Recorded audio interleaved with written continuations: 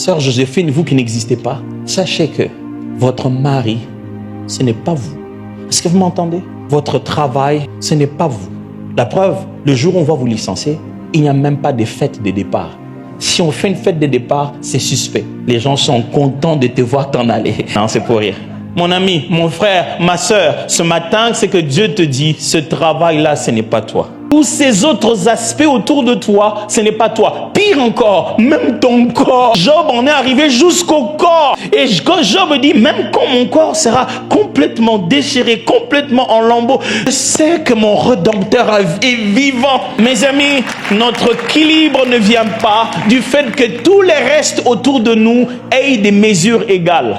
Notre équilibre commence quand nous avons saisi notre véritable priorité, notre nature profonde. À partir de ça, nous bâtissons tout le reste. Je veux une femme de la volonté de Dieu, qui n'est pas juste une épouse qui m'accompagne dans mes désirs émotionnels, qui est une missionnaire avec moi dans le but que Dieu nous a donné. Je veux des enfants qui ne sont pas juste la conséquence de notre amour consommé, qui sont des missions divines que je dois développer et mentorer pour leur accomplissement. Je veux un travail qui n'est pas juste mon salaire, mais le lieu où je m'épanouis en rentrant chaque soir en disant à Dieu, tout est accompli. Tout tourne autour du fait que je vis, non plus parce que c'est moi qui vis, mais c'est Christ qui vit en moi. Là, quand je suis là, tu ne peux pas me déséquilibrer.